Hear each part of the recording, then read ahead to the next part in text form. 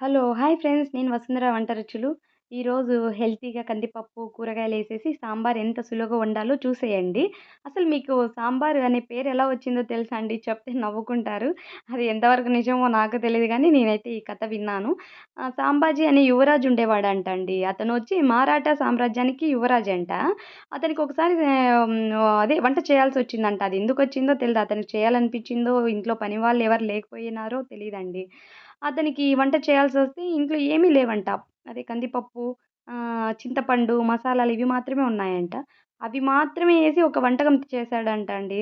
అది భలే టేస్టీగా వచ్చిందంట. అక్కడున్న వాళ్ళందరూ తిని, "యువరాజు గారు ఇది భలే టేస్టీగా ఉంది. అసలు దీనికేం పేరు అసలు ఏం ఏం కర్రీ ఇది?" అన్నారంట.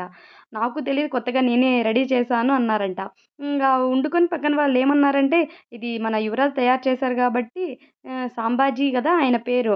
సాంబార్ అని ఈ రోజు నుంచి దీనికి పిలుద్దాము" అన్నారంట అండి. అలా సాంబార్‌కని పేరొచ్చింది అనంటారు.